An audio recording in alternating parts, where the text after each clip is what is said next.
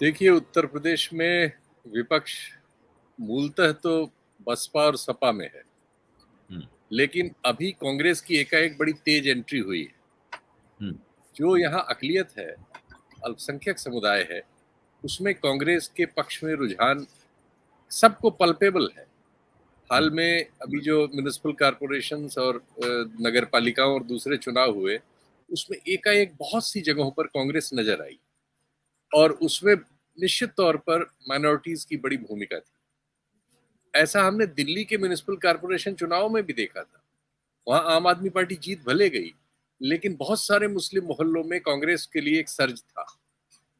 ये दबाव बना रहा है सारी पार्टियों के लिए। उत्तर प्रदेश में खासकर ऐसा है कि बीजेपी के अलावा जो पार्टियां हैं, वो इस पर निर्भर है कि मुसलमान किसको वोट देता है।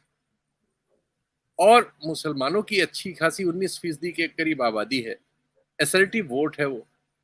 तो ये जो दबाव है, इस दबाव की वजह से जयंत के न आने को उस तरह से न लीजिए, जयंत के बयान को देखिए।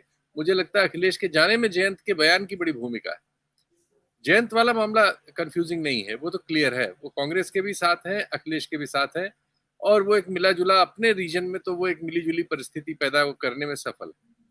ये सब लोग एक रास्ता, एक चैनल अंडर नीचे नीचे काम कर रहे हैं। मुझे ऐसी जानकारी है कि चुनाव के बिल्कुल ठीक पहले किसी न किसी किस्म का टेक्टिकल अरेंजमेंट बीएसपी के साथ भी वाया कांग्रेस होगा। एकदम सामने नहीं होगा, क्योंकि वो उनकी अभी तक की जो पोस्चरिंग रही है वो बिल्कुल अलग है। और उनके मामले, अभी इंडियन एक्सप्रेस ने एक हाल में स्टोरी की ही थी, आपको मालूम ही होगा, एक हफ्ते पहले, जिसमें मायावती जी के 263 फ्लैट्स का एक ही कांड का जिक्र था। और इस तरह के अनेक कांड हैं। मायावती जी तो ये बिल्कुल रिस्क नहीं ले सकती कि उनके बारे में दिल्ली शंका भी करे कि वो उधर जा रही हैं। तो वो तो एकदम लास्ट में कुछ अगर होगा, लेकिन ऐसे लोग कहने वाले बहुत सारे अब मिल रहे हैं। पहले बहुत कम लोग थे, अब इनकी तादाद ज्यादा मिल रही जो कह रहे हैं कुछ होगा, हो रहा है। अंदर से बातें हो रही हैं, कुछ चैनल्स हैं जिनके जरिए ये सब हो रहा है। तो उत्तर प्रदेश में अब मान लीजिए कि मायावती जी वाले प्रसंग को हम अभी पीछे भी कर दें, तो कांग्रेस, जिसके पास माइनॉरिटी का विश्वास प्राप्त है, अखिलेश यादव, जिनकी पार्टी के पास बूथ लेवल पर सबसे बड़ा स्ट्रक्चर मौजूद है उत्तर प्रदेश में, और जयंत चौधरी, जिनका एक खास इलाके में एक अलग तरह का प्रभाव है, छोटा सा। और बहुत सारी ऐसी छोटे छोटे दल, जो लास्ट में कोई बीजेपी में चला जाएगा, कोई इनके साथ आ जाएगा, जिसकी वहां सेटिंग नहीं होगी वो इनके साथ हो जाएगा, इस तरह से। और कुछ पे ये भी नजर कर रखे हैं, काम कर रहे हैं। कुछ अपने आप अपना काम करते रहते हैं, जैसे राजभर पार्टी है, निषादों की पार्टी है। इस तरह के यहाँ आप कह सकते हैं जो पहचान के आंदोलन वाली बहुत सारे यहाँ यूनिट्स हैं, जिनके सबके पास 2%, 4%, 6% इस तरह का एक सोशल बेस है। और जिनमें से ज्यादातर को चुनने में बीजेपी सफल होती रही है।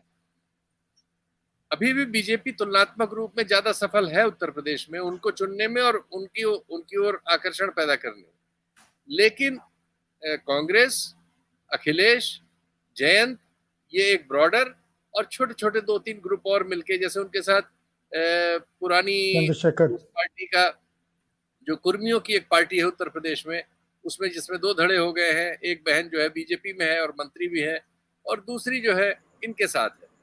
तो अपना दल, अपना दल नाम अपना की दल। एक पार्टी होती थी जी। तो ये इस तरह से डिवीजन यहाँ जो सोशल ग्रुप्स हैं उनमें भी है।